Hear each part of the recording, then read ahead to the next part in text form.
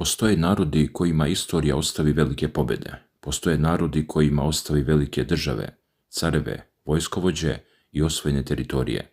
A postoje i oni kojima ostavi nešto mnogo teže. Pitanje kako da prežive poraz, a da posle njega ne izgube sebe. I upravo tu ruski protojerej Andrej Tkačov pronalazi nešto što ga, kako se vidi iz njegovih brojnih beseda i tekstova, iznova vraća Srbima. Jer kada Tkačov govori o Srbima, on ne govori samo o jednom balkanskom narodu. On govori o Kosovu, knezu Lazaru, Svetom Savi, Nikolaju Velimiroviću, Justinu Popoviću, Jasenovcu, ruskim svetiteljima i jednoj ideji koja se provlači kroz gotovo sve njegove priče o Srbiji, da u istoriji nije uvek pobjednik onaj koji posljednji ostane na bojnom polju. Nekada, tvrdi Tkačov, vreme potpuno promeni presudu. Pobjednik izgubi ono zbog čega je krenuo u boj, a poraženi ostavi zavet koji traje vekovima. I zato je jedna njegova poruka Srbima posebno odjeknula ovog avgusta. Portal Stanje stvari prenosi Tkačovljevo razmišljanje pod naslovom da Srbi najbolje znaju kako u njihovoj istoriji poraz i pobjeda često menjaju mesto, pobjednik gubi dok poraženi trijumfuje. To nije obična politička izjava. To je njegova interpretacija čitave jedne istorijske vertikale koja povezuje rusku i srpsku tradiciju. Tkačov priču započinje daleko od Kosova, kod ruskih svetih kneževa Borisa i Gleba. Podsjeća da su Boris i Gleb među prvim kanonizovanim svetiteljima stare Rusije i govori o posebnoj pojavi u ruskoj istoriji, kneževima koji su mogli da se bore, koji su imali vlast i oružje, ali su stradanje prihvatili bez pokušaja da svoju sudbinu reše silom. Zatim niže čitav niz ruskih kneževa čiji su životi završeni nasilno. Pominje Igora Černigovskog, Kijevskog, Jurija Vladimirskog, Mihajla Tverskog, Mihajla Černigovskog, Bodara Fjodora, Andreja i druge. Tkačov u njihovim sudbinama vidi obrazac koji se prema njegovom tumačenju mnogo kasnije pojavljuje i u sudbini posljednjeg ruskog cara Nikolaja II. I baš na to mestu u priču ulaze Srbi. Tkačov tvrdi da su upravo Srbi među prvim prepoznali duhovnu dimenziju stradanja ruske carske porodice, posebno izdvaja svetog Nikolaja Velimirovića. Prema Tkačovljevom kazivanju, Nikolaj Velimirović je u sudbini Nikolaja II. Video nešto što je srpskom istorijskom iskustvu već bilo poznato. Čovjek može da izgubi zemaljsku bitku, a da njegov poraz kroz vrijeme dobije potpuno drugo značenje. I onda ruski sveštenik dolazi do rečenice koja otvara celu njegovu priču o Srbima. Srbi to najbolje znaju. Zašto? Zbog Kosova. Tkačov smatra da je upravo Kosovo jedan od najupečatljivijih primjera u evropskoj istoriji, kako jedan vojni poraz može vekovima da živi kao duhovna i nacionalna pobjeda. U njegovom tumačenju Kosovo nije samo geografska tačka, niti je kosovski boj samo događaj iz 1389. godine. Kosovo postaje odgovor na pitanje šta ostaje narodu kada mu uzmu gotovo sve što je moguće uzeti. Ostaje mu sećanje, ostaje mu vera, ostaje mu zavet. Ostaje mu priča koju će otac prenijeti sinu, a sin svom sinu. I zbog toga Tkačov govori o knezu Lazaru. On se oslanja na poznatu kosovsku tradiciju o izboru između zemaljskog i nebeskog carstva, predanju koje je vekovima oblikovalo srpsko razumevanje kosovskog boja. Istorijski gledano to pripada duhovnoj i epskoj tradiciji, a ne dokumentovanom razgovoru kneza Lazara sa Bogom. I upravo je taj motiv ključan za Tkačovljevo tumačenje Kosova. Pred Lazarom su prema predanju dva puta. Jedan obećava zemaljsku pobjedu, drugi traži žrtvu. Lazar bira ono što srpska crkvena i epska tradicija naziva carstvom nebeskim i tu se za Tkačova događa obrt. Vojska može biti poražena, država može oslabiti, neprijatelj može misliti da je završio posao, ali ako vekovima kasnije potomci poraženi pamte Lazara, pevaju o Kosovu, podižu hramove, obeležavaju Vidovdan i raspravljaju o njegovom izboru, onda se postavlja pitanje ko je zapravo nestao, a ko je ostao. U jednom ranijem izlaganju koje je objavio ruski portal Carigrad, Tkačov upravo na primjeru Srba razvija misao da postoje istorijski porazi koji kasnije postanu pobjede. On govori da Srbi i danas žive Vidovdanom i sećanjem na Kosovo i povezuju to sa Nikolajem Velimirovićem, koji je stradanje ruske carske porodice tumačio kroz kosovski obrazac. Zato ovo što Tkačov govori 2026. nije nešto što se pojavilo preko noći. On se ovoj temi vraća godinama. Kosovo je za njega mnogo šira priča. To je priča o tome koliko dugo jedan narod može da nosi istorijsko sjećanje. I ovdje dolazimo do možda najzanimljivijeg dela. Tkačov ne koristi srpsko iskustvo samo da bi govorio o Srbima. On njime govori Rusima. Kao da poručuje: pogledajte kako jedan mali narod čuva događaj star više od 6 vekova. Pogledajte šta se događa kada poraz ne postane razlog za samoprezir, već je razlog da se postavi pitanje šta je u toj torbi bilo vrijedno čuvanja. Zbog toga on poredi Kosovo sa događajima iz ruske istorije. Govorio je o odbrani Osoveca i ruskim vojnicima koji su u Prvom svjetskom ratu posle nemačkog napada otrovnim gasom krenuli u protivnapad i gotovo nezamislivom stanju. Pominjao je i Sevastopolj i druge primjere u kojima vojni ishod nije uspeo da izbriše sećanje na hrabrost ljudi koji su se borili. Njegova poenta nije da vojni poraz treba romanitizovati. Poenta je drugačija. Postoje trenuci kada istorija ne završi svoj posao onog dana kada se završi bitka. Presuda dolazi mnogo kasnije, nekada posle 10 godina, nekada posle 100, a nekada se o njoj raspravlja i posle 6 vekova. Kosovo je upravo takav slučaj, ali odnos Andrija Tkačova prema Srbima ne završava se na Kosmetu. Kada je 2019. godine boravio u Beogradu i govorio u hramu Svetog Save povodom objavljivanja svojih knjiga na srpskom jeziku, njegova poruka bila vrlo jednostavna. Dragi Srbi, čuvajte veru i molite se Bogu.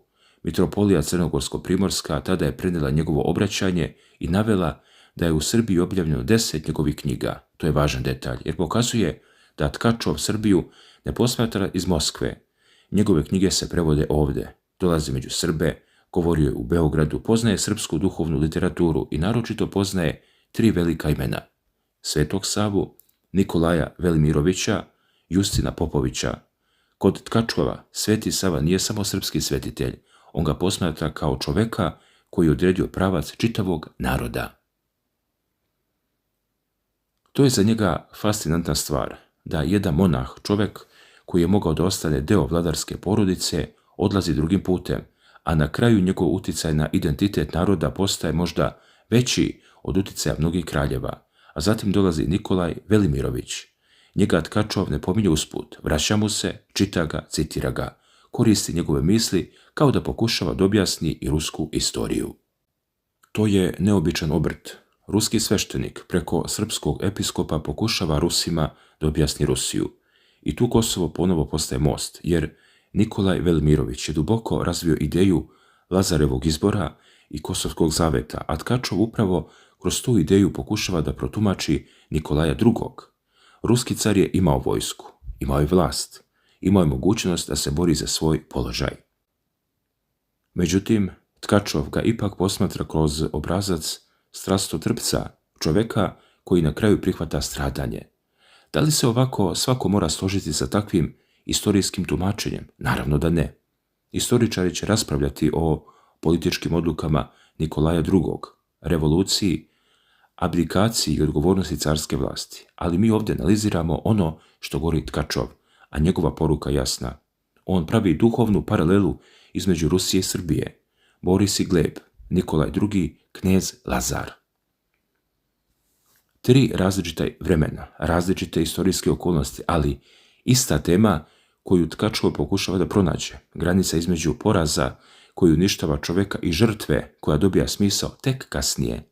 Čak i kada govori o Borisu i Glebu, Tkačov podsjeća na hrišćansko predanje, njihovu nenasilnost ne tumači kao nemoć. Prema predanju koju on navodi, upravo su se Boris i Gleb javili pred bitku Aleksandra Nevskog sa Šveđanima i krenuli da pomognu svom rođaku. Drugim rečima, u Tkačovljevoj slici sveta, čovjek koji odbije da prolije krv zbog sebe nije automatski čovjek koji nema snage da se bori. I onda se vraćamo Lazaru, jer u srpskoj tradiciji Lazar nije čovjek koji beži od bitke, on odlazi u bitku, bori se, gine, ali njegovo ime preživljava vojni poraz. To je ono što Tkačova toliko privlači u srpskoj istoriji, a onda priča postaje mnogo mračnija, jer kada govori o Srbima, Tkačov se ne zaustavlja u 1389. godini, dolazi do 20. veka, do Jasenovca. Carigrad je 2022. i ponovo 2023. godine emitovao njegove priloge posvećene jasenovačkim novomučenicima u kojima Tkačov govori o stradanju pravoslavnih Srba u sistemu logora NDH. U tim nastupima on povlači i paralele sa savremenim događajima, što predstavlja njegovu političko-istorijsku interpretaciju, a ne neutralan istorijski zaključak. Ali činjenica da se vraća Jasenovcu govori nešto drugo. On srpsku istoriju vidi kao istoriju u kojoj se nekoliko puta ponavlja isto strašno pitanje: koliko čovjeku možete uzeti, a da mu ipak ne uzmete ono što jeste? Kosovo, osmanska vlast, ratovi, Jasenovac, 20. vek, raspad Jugoslavije, Kosovo ponovo. Za Tkačova između tih događaja postoji duhovna nit. Ne zato što su istorijski isti, nisu, nego zato što ih on posmatra kroz temu pamćenja, stradenja i opstanka. I zato je posebno zanimljivo njegovo interesovanje za Justina Popovića. Tkačov ga ne tretira kao daleku figuru srpske teologije, on ga čita i citira. U jednom tekstu iz 2025. godine poziva se upravo na misao svetog Justina, da je svaki čovjek pozvan na večni život i iz toga izvodi ideju čovjeka kao večnog brata. Tu se vidi koliko je srpska duhovna tradicija ušla u njegov način razmišljanja. Srbija za njega nije samo Kosovo. Ali Kosovo jeste mjesto na kojem se sve te niti sastaju. Sveti Sava predstavlja temelj, Lazar predstavlja izbor i žrtvu, Nikolaj predstavlja tumačenje tog zaveta u modernom vremenu, Justin predstavlja njegovu teološku dubinu.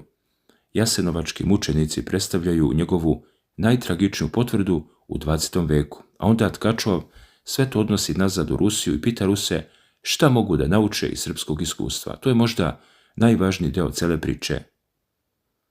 Mi smo navikli da slušamo priču šta Srbija može da nauči od velikih sila, šta Srbija može da nauči od Rusije, šta može od Zapada, kako treba da se ponaša, kuda treba da ide.